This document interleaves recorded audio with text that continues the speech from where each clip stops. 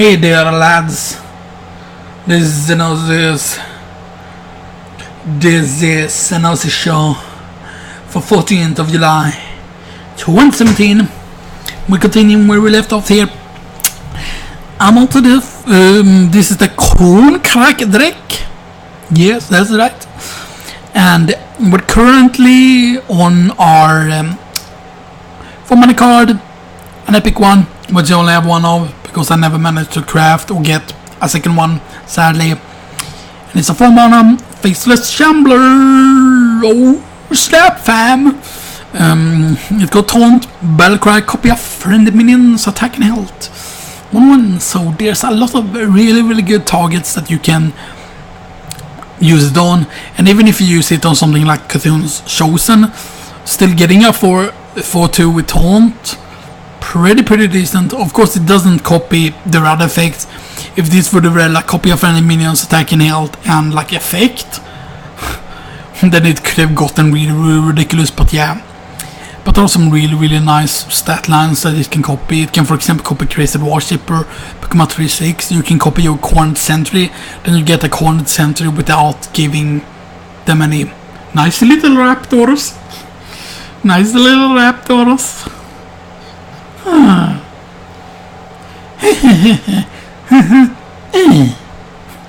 Which is, you know, the way they laugh. But yeah. The next card here for 5 mana is another epic card, which I only also have one of, which is Crazed Worshipper with his fucking fire whip. You know, taunt. Whenever this minion takes damage, give you Cthulhu 1/1/, whatever it is. It's a 3/6. So more than likely they will need to run at least 2 things into it. Sometimes they can just fireball it, but making them waste their fireball on this is really good. Then the next one is so cute little dinosaur, and I have 1 golden on this. I don't have 2 golden, right? Oh, maybe I do have 2 golden of it. No, I have 1 more. The normal one. I think I only have 1 gold Diehorn Hatchling. No, because it would show up otherwise. Or the other thing, I actually think I have 2 of it, so yeah. So 2 Diehorn Hatchlings, 5 mana, rare card, taunt, death rattle, shuffle a 6/9 Diehorn with taunt into your deck, which is basically the matriarch, whatever you call it, Diehorn matriarch, into the deck. This one is a 3/6, so basically a tiny one. The other one basically pretty much like gets 3 more in stats, or like 3 more attack and 3 more health, so it's basically a 6+. So 6 total stats. It's getting extra over it, and it's pretty sticky. And usually, if you have very little cards left, you have a very high chance to draw this. Then we have at 6 mana another one that I only, for some reason, only have 1 of, even though it's a rare card, which is a bit weird. And it's Skirm Cultist. Was it a rare card? As I said, battle cry, give you Cthulhu 2+2+, wherever it is. This minion is pretty sticky.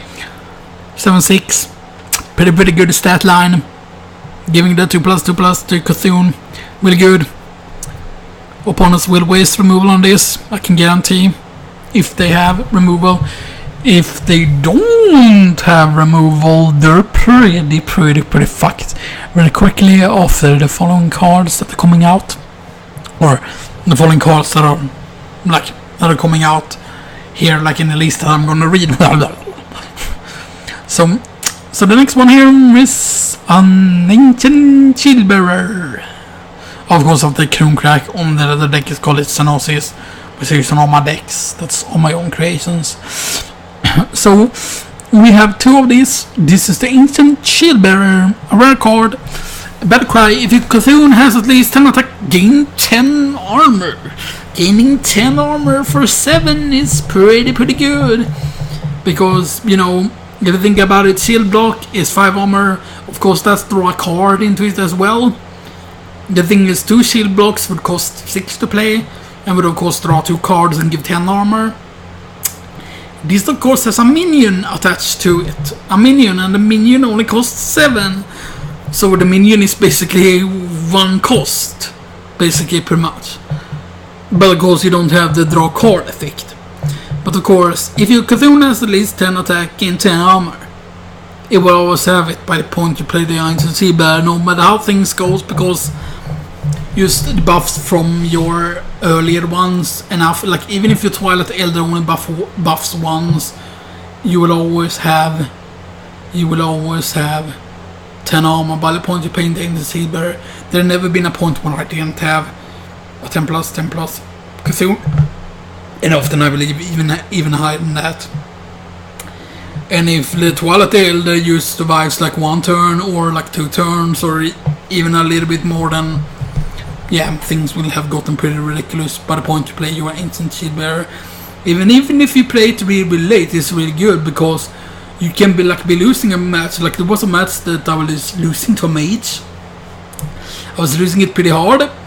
Then endgame came around and I got the really good high armors, and then, you know, black, you know, my really big taunts, he had wasted his, you know, his fireballs earlier on. He has wasted his removals on my early taunts. And then of course I eventually got out the next card here, which is the Book Creeper, which is a common card, a pretty sick common card. Like, really, let's just show you, like, a basic card that's just very simple, insanely good stats. It's a 7 mana common card, 6/8 taunt. Yeah, nothing else to say really. Really high health, really high attack, really annoying to deal with. Then we have the next card. Never play this when your Cthulhu isn't dead. Like, sure, give your Cthulhu 2+2+. That's a good buff, right? But the thing is, if it's dead, shuffle it into your deck. Which, of course, it's okay to play one of these if, for example, like, things are getting really late game, you know, and if you haven't, like, been able to play your Cthulhu yet, then you can play a Doomcaller and like, you save the second one. Like, if you already have drawn both of your Doomcallers, then you can play one of them, because you will never need to play your Cthulhu more than 2 times to finish up any opponent. It doesn't matter who it is. Someone can never survive 2 walls of Cthulhu, especially if you have continued buffing it up before. Of course, the 2 Doomcallers are of course a rare card. Give Cthulhu 2+2+, whatever it is. If it's dead, shuffle into your deck, and it's an 8 mana cost card, and it's a 7/9, which is pretty good stat line. And then of course, to finish it off, we have a 10 mana York Cthulhu, which is a 6/6 battle cry, deal damage equal to this minion's attack, and be split among all enemies. And then if you play like a 24 or 23 Cthulhu, then it's really good. And then if you manage to die, you bring it back with Doomcaller, and I brought it back once and it had like 28 or 29 or 30 or something like that. And then it just could finish off the opponent. The opponent didn't have a lot of health left after the previous Cthulhu, and then I used, like, I almost BM'd because I hold my Cthulhu off. Like, I hold my Cthulhu off for like 3 turns and stuff that, and he like kept playing taunt and stuff that, and tried to do everything to just clear my board. And then at the end I decided, yeah, I'm just Cthulhu, boom. And I'm like, yeah, you know, I think that mage got pretty mad, actually, to be honest. You know. Of course, the thing is, if they're really mad, they will often like taunt in the end when they die, you know. That's when, you know, you have really succeeded with the deck. But yeah. Anyway, that's it. I'm gonna just read what I call my other decks here that I made here. My mage deck is Secret Xenoxis, then I have a Druid Token Xenoxis, then I have a Hunter Quest Xenoxis, then we have a Rogue I'm in charge now Xenoxis. That one is not about pirates, no, it's not about... No, it is about pirates, punk. I haven't even tried out that deck yet. There are several of these that I haven't even played any games with yet. The thing is, the Rogue one I think is pretty bad, because I disenchanted the Caverns Below thing. I never thought that the Rogue Quest was good. It was never good. But a lot of people complain about it. And why did they complain about it? Because they lost against it with the net decks, just because they're bad players. Because they don't understand how hearthstone works. Because the thing is, the rogue deck never had a good win rate. It had lower than 50% win rate. Like, what the hell, man? And then it's just like, it gets nerfed because a lot of people complained about it, because, you know, because the thing is I never managed to get out. I never managed to get the quest completed. Or maybe I completed the quest once, but even the time when I completed it, the opponent could use that value it. Like Jade Rude, for example, can't value Quest Rogue pretty easily. There's a lot of ways to deal with Quest Rogue, but rather than making counter decks, because people just play their net decks, which a lot of the net decks aren't specifically created to counter rogues. Because of that, people just give up, because some people can only play net decks. Like, they cannot make their own decks because they're just bad at the game, and you know, it's really annoying with that. Like, we nerfed this deck because people are too stupid to make their own decks that try and counter it. People just rely on their net decks, and then they get really angry when they lose with the net decks. When they're playing at rank 20 and they're losing, and then they become so mad and sort of like, I'm tired of losing to Quest Rogues 20 times in a row. Yeah, if you're losing to a rogue 20 times in a row, then maybe you're the problem and not the rogue, because then you most likely would just lose a standard. And I remember playing as a rogue then and not playing the quest, and you would just run into people roping you as a rogue even though you didn't have the quest. And then a lot of times when you, like, if they started first, they always roped you, even if you weren't a quest rogue. And then when they realized, oh shit, he's not a quest rogue, then like they often were like, they started playing quickly and stuff like that. And then, you know, I can understand. At that point, I would have wished that the sorry emote would have still been in the game, because then I think a lot of people would have said sorry, you know, and stuff like that, you know. Sadly, there's no emote like that in the game, because that triggered people apparently. Like, seriously, why remove the sorry remote? Because people get triggered of hearing, like, you know, like, you beat someone really easily, you have no chance. Then you say at the end when you win over them, I'm sorry. Or like you kill one of their tough minions that are on the board, one of the minions they buffed up, and they just polymorph it, and then, I'm sorry. And they just like, blah, blah, table flip. You know. And it's just like, really, you know, like, I want the sorry emote back. Hashtag, I want the sorry emote back. Maybe I should make a Twitter about that.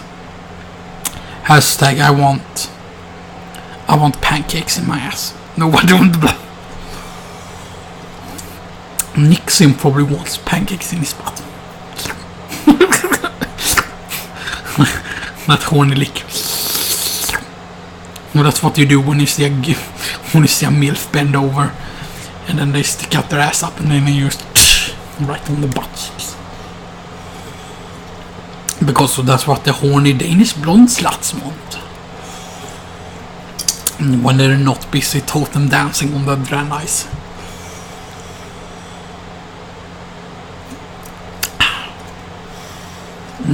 So tasty. Monster, of course. It's one of those ultra ones which are only 11 calories for the whole thing. Yeah, sugar free as well.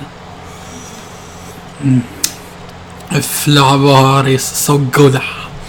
Anyway, then I have, of course, the Water World Xenoxis, which is a Warlock deck, Project Titan Xenoxis, a Priest deck, Shark Dude Xenoxis, which is a Shaman deck, and that is pretty much it.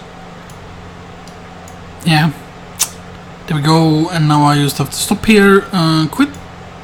There we go. I'm gonna have to stop now because I'm running out of time now. I'm just gonna turn down here. Turn that off. So anyway, I will see you all next time, whenever that will be. I will probably not wait as long as I did last time, because I waited like, it's been like over 2 weeks now, pretty much, so yeah.